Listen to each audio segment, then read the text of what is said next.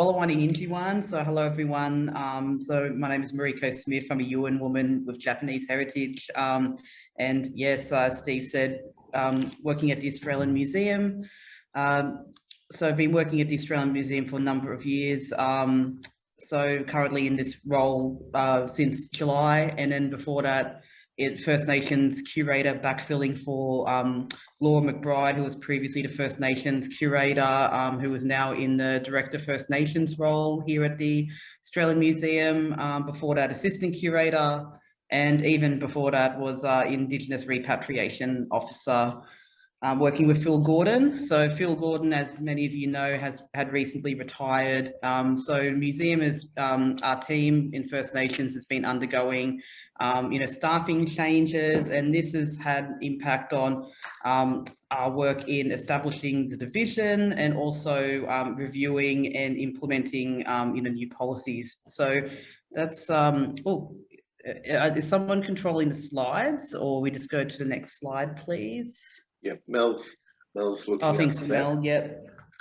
Yeah, so I'm just going to be giving very brief overview because the key focus of this presentation is my colleague Jody giving practical examples of what we do with implementing best practice, culturally informed, community-centred work here at the museum.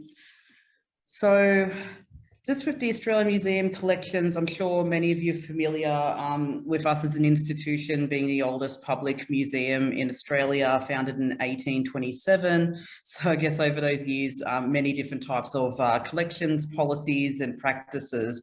In regards to the First Nations collections, I mean, it's been known under many different descriptions, from the the ones that are just not best practice to use anymore, like being very anthropological and ethnologically focused, being described as the ethnography collection, to Aboriginal and Torres Strait Islander collection, and now we're trying to utilise the First Nations terminology.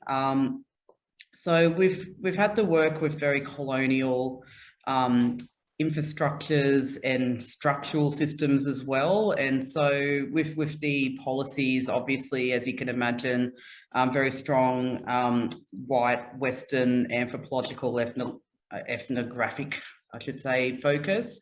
And what the team has been working on over the years is trying to embed more of a cultural lens. So, because we've got one of the most significant, Aboriginal and Torres Strait Islander collections in the country. I believe, I think after SAM, South Australian Museum, we've got the largest collection, consisting of cultural objects, but the cultural object collection as well as the archaeological object collection. But obviously, that sort of way of arbitrarily dividing up the collection under these labels is quite problematic.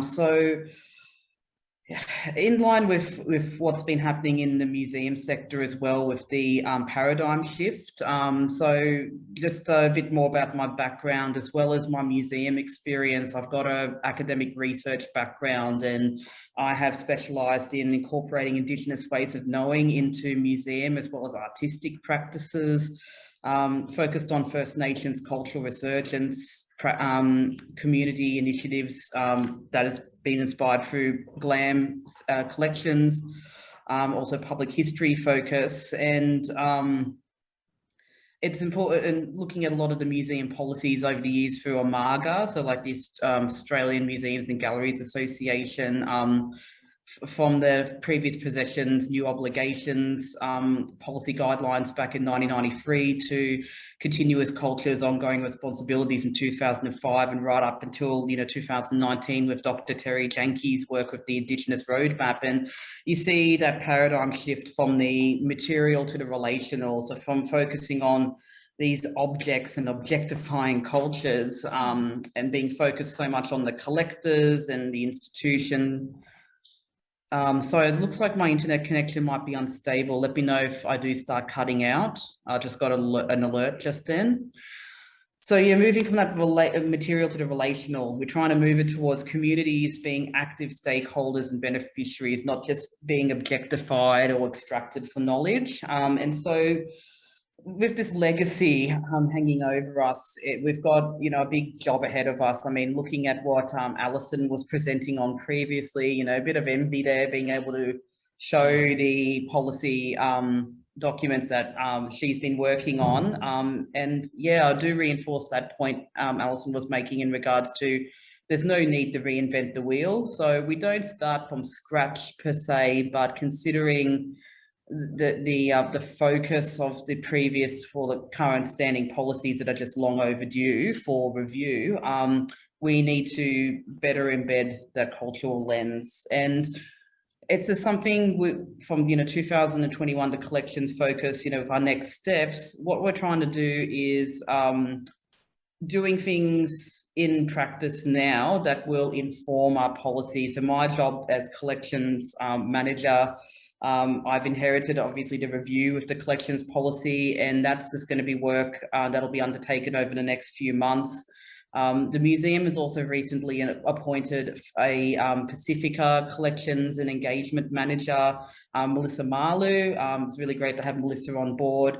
And Melissa and I, as well as the manager for World Collections, as the other cultural collections, will be working together on collections policies. And that might be like a general policy, and it might have various appendices focusing on the specific different cultural collections. So we'll be working on that. But what Jody, I'll throw it over to Jody, and Jody will be walking you through some great examples of best practice and culturally informed, community-centered initiatives that we've been doing, which will be informing our policy review. So thank you so much for listening.